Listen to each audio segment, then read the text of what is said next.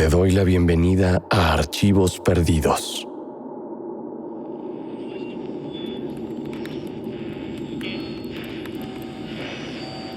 Recibí este mensaje de parte de Esteban una vez más desde la Ciudad de México. Todo esto sucedió en 1992, así que debí de haber tenido 19 o 20 años. Yo vivía en ese entonces en Naucalpan, en el Estado de México. Llevaba ya unos 2 semestres en la universidad. Era arquitecto y estudiaba algo lejos de casa, en el Poli. La universidad estaba y sigue estando en Tecamachalco, en medio de una zona, pues como dicen ahora, fifi. Mi vida en ese entonces giraba en torno a la escuela, y más que a la escuela, en torno a las pedas. No es por hacerme el interesante, pero sí era el alma de las fiestas en ese entonces. Lo fui en mi prepa y lo seguí siendo entrando a la carrera. Cada día saliendo de la escuela nos íbamos a empedar, fuera a donde fuera. De regreso a Naucalpan y así pasáramos por unas caguamas a un depósito, a Azcapo, a veces hasta Cuapa.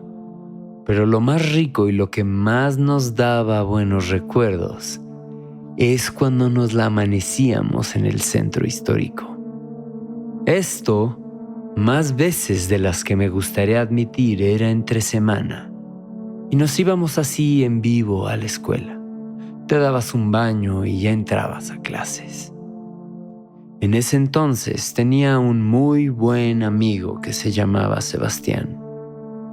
Era bien curioso ese güey, se notaba que venía de varo, pero era bien marihuano y como que le valía verga cómo se vestía.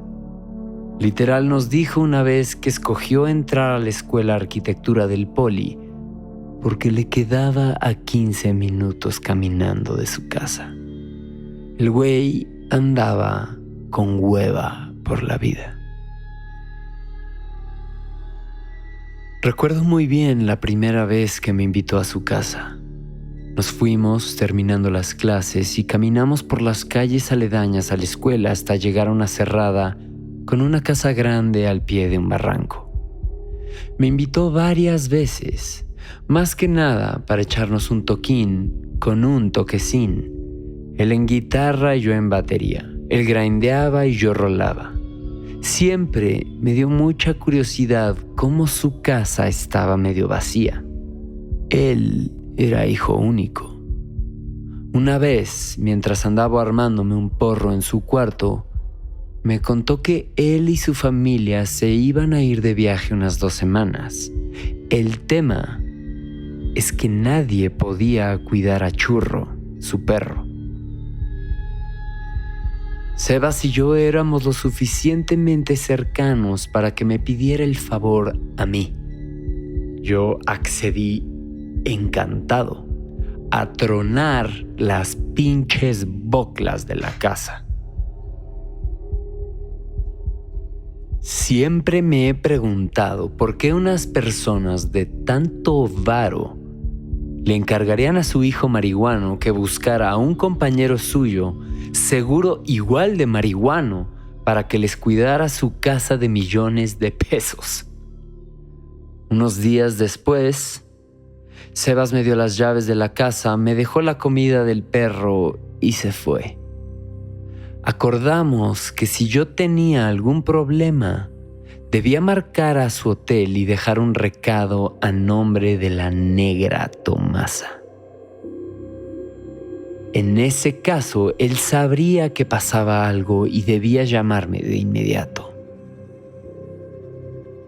Recordé entonces de una historia que Sebas me había contado de hace años.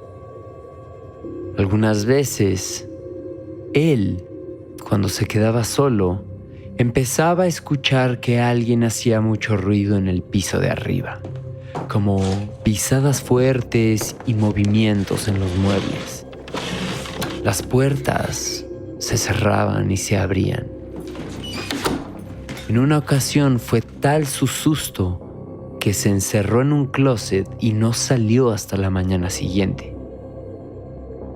Yo lo achaqué a su mente drogada y pacheca, y mejor me enfoqué en planear mis siguientes 2 semanas.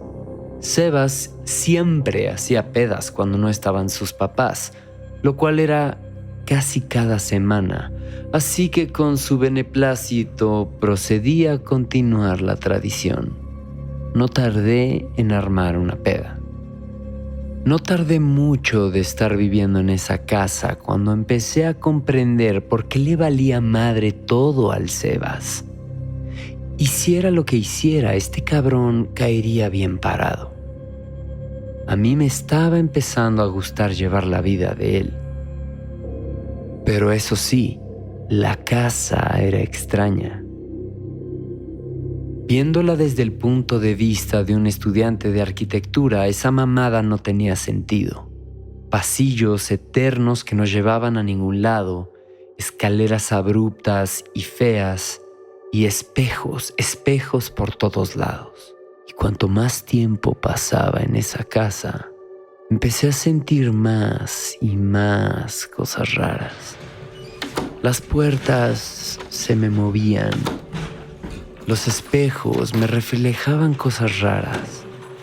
Me daba la impresión de que la pinche casa estaba jugando conmigo. Cada que daba la vuelta en una esquina, esperaba encontrarme a alguien ahí. La mayoría de las veces, nada más era Churro. Una buena tarde en la que sí me mamé de pacheco me dio la pálida. Como que casi empiezo a entrar en un ataque de pánico. Así que llamé al teléfono del hotel y en el buzón de voz nada más dije Negra Tomasa. Llamó la Negra Tomasa. Como media hora después me entró una llamada al teléfono de la casa y era Sebas. ¿Qué pedo, güey? ¿Qué pasó? No mames, cabrón, tu casa está bien pinche embrujada. Te dije que desde que mi abuelo murió la vibra de mi casa está muy cabrona.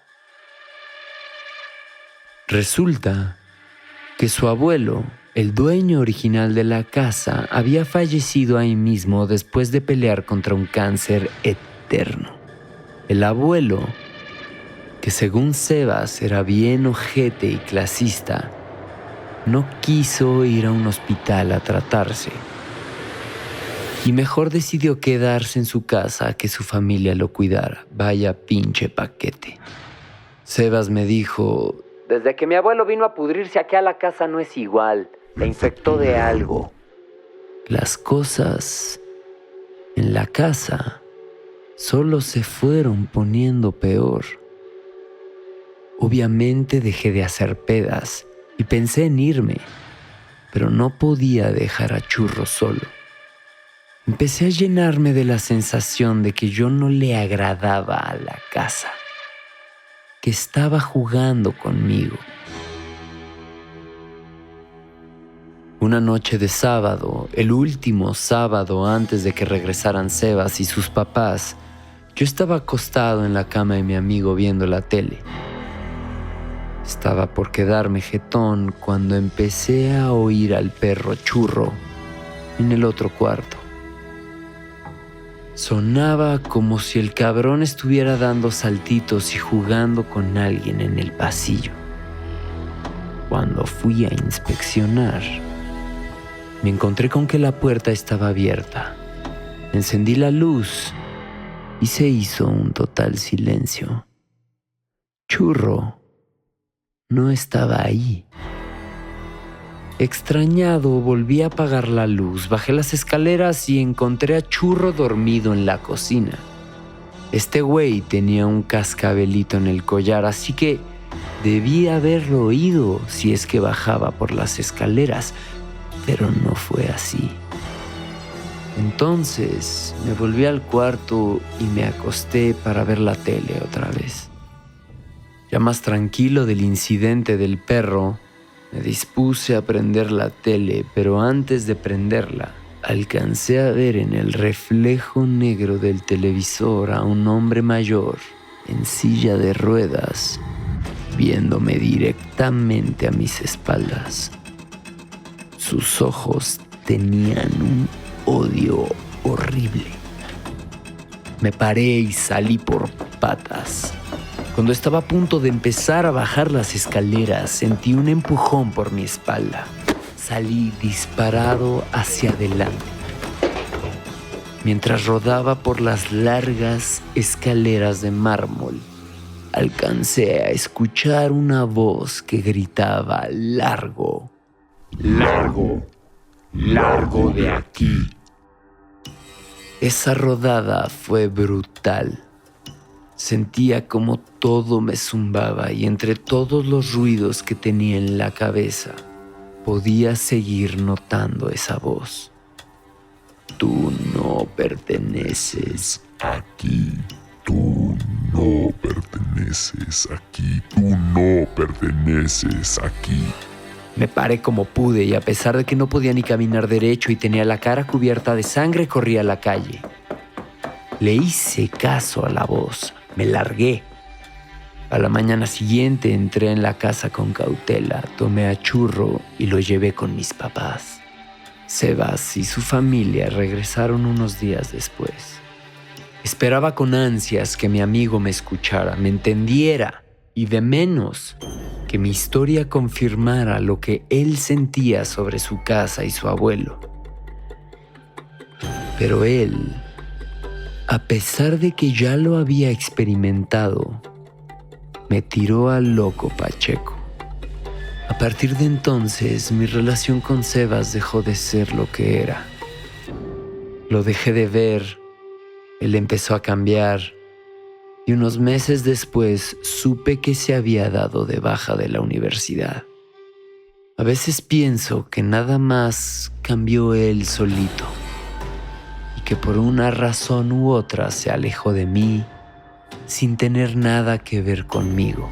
Pero entonces recuerdo la mirada de su abuelo esa noche en el reflejo de la tele. Esa era una mirada de desprecio. Y Sebas, esas últimas veces que hablé con él, Sebas me empezó a ver y a hablar de la misma forma. Quizás y el desprecio también corre por sus venas. Si has experimentado una historia paranormal, de ovnis o simplemente aterradora, por favor envía una nota de voz a archivosperdidos@genuinamedia.com.